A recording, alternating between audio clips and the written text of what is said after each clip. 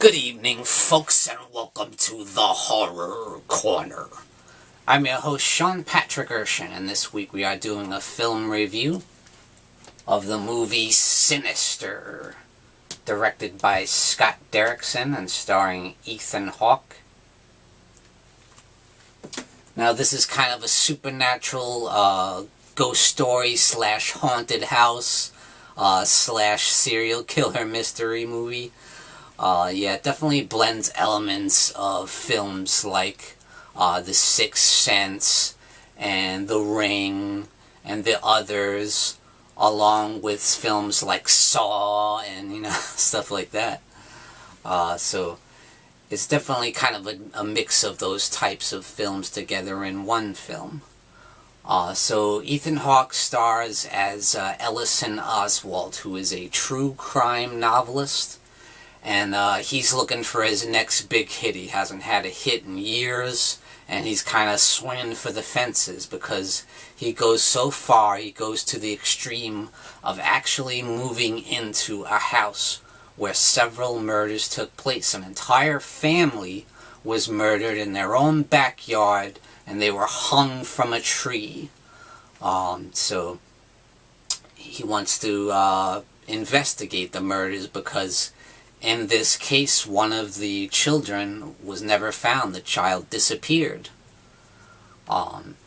So he wants to try and find some clues and investigate into the murders and try and find out maybe what happened to the child, and in the process, of course, coming up with a brand new book, a novel that he hopes would be a big smash hit. And so the family can make a whole bunch of money. That's what it's about. So what happens is, first we see Ellison when the family is moving into the home. And there's this sheriff that stops by to kind of not welcome him, but almost like try and drive him away from the town. Because the town is trying to get over these murders, They don't want him stirring up the pot again, It's almost like the guy in Friday the 13th, in a way, like the old man that says, "You're all doomed. I told you not to come back," But it's a cop, actually, and he's played by Fred Thompson, who was a U.S. Senator. Also an actor. He's been in movies like Die Hard 2. He was in, of course, the Law and Order television series, which I love, by the way. So I thought it was cool that he played that role, and he does such a great job. And yeah, he doesn't care much for Ellison Oswald. He knows all about his novels, but he's not a fan. And he doesn't take too kindly of Ellison coming into his town and trying to stir up this nonsense again, let it go, live and let live, So Ethan Hawke plays Ellison Oswald, and Juliet Rylance plays his wife, and Clare Foley plays the daughter, Ashley, and there's also the son by the name of Trevor, and there's Nick King, who plays Mr. Boogie, or Boogool, as he's referred to.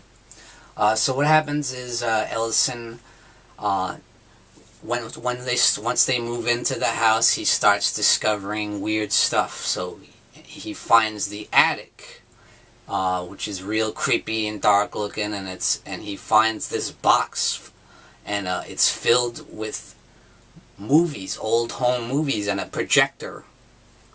So he starts watching these movies, and what it is it's like these snuff films, these Super 8 projector home movies of the actual murder taking place.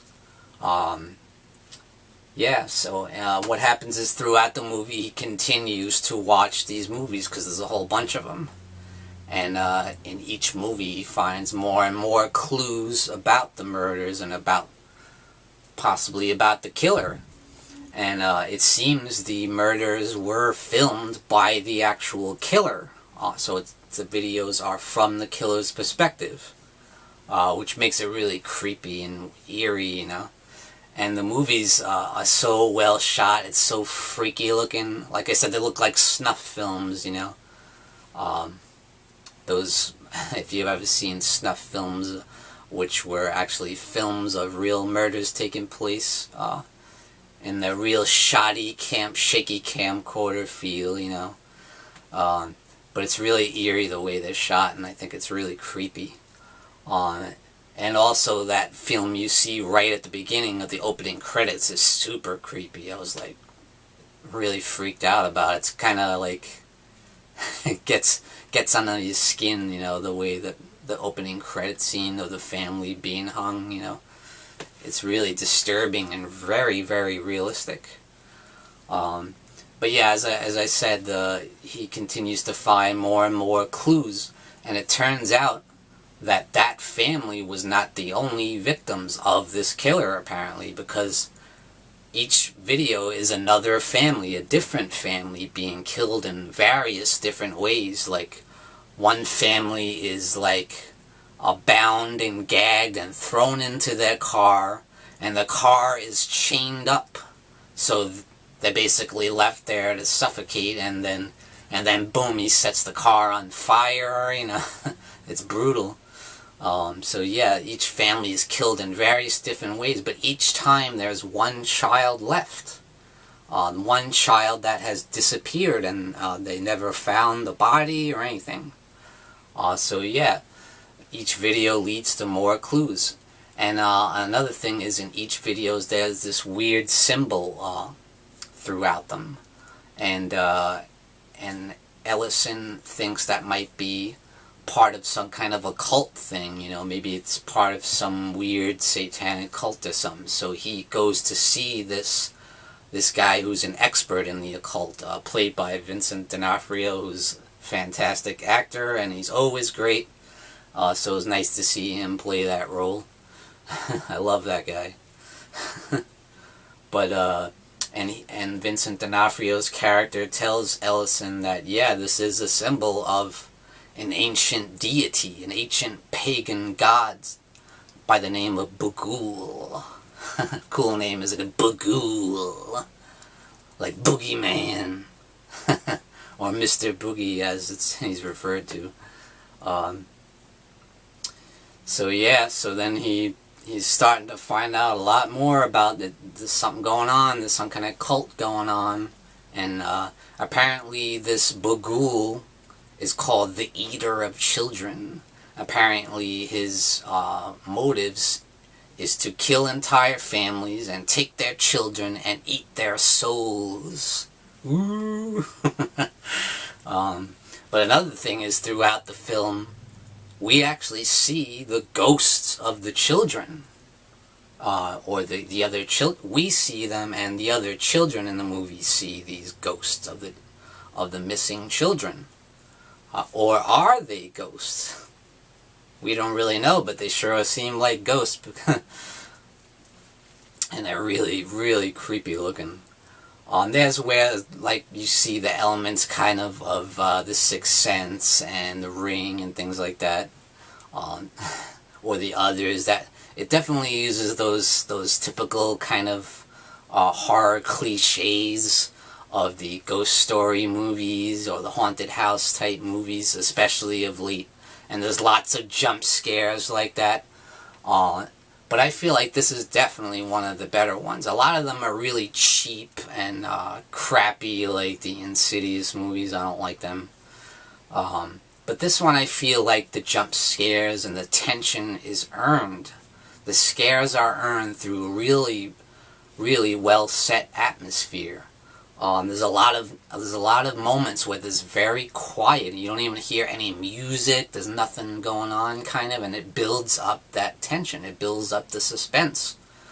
As recently noted in the movie A Quiet Place, so this has some similar scenes like that, where everything is very quiet, and then whoa, you know, something comes out of nowhere, and you're like, oh. Even Ethan Hawke at one part, he jumps like out of his skin and like, whoa, and it's like infectious, you feel it. So that's what I feel brings this film above a lot of movies of that kind. Although it does exhibit elements of, you know, those same old tired kind of cliches of the haunted house and the ghost story type movie. But I feel that this one excels in building the tension and building the suspense. And that's why I really like it. I think it does it much better than most of those films do. And by the way, I believe this was one of the first films made by Blumhouse Productions, who is working on the new Halloween film for 2018. And Blumhouse has had a lot of success lately. And this was one of their first hits. And it was very successful, and it was critically praised. So I gotta agree with the praise on this one. I really enjoy the film. I think the ghost scenes are really well done. And I think the Bughuul character is really cool and mysterious. And he kind of reminds me of the guy in Slipknot when you see him. That guy, Mick Thompson, you know. He has that freaky mask. You based him on Slipknot, didn't you? But I think he looks really freaky looking, and it's a really cool character. And I think Sinister is a fantastic movie, and it's got a really killer ending, real killer twist ending that I'm not going to give it away, guys, but you kind of do see it coming in a way. Things are hinted at, you know, and if you think about the story overall, you could probably come to that conclusion, but I'm not going to give it away. I want you guys to see it. If you haven't already, definitely check out Sinister, directed by Scott Derrickson, starring Ethan Hawke, I'm sorry. It's a really good movie, and it's a really good horror film, so I definitely highly recommend it. So check out Sinister, and thank you for joining me, Sean Patrick Erschen, in the Horror Corner. Tune in and stay scared.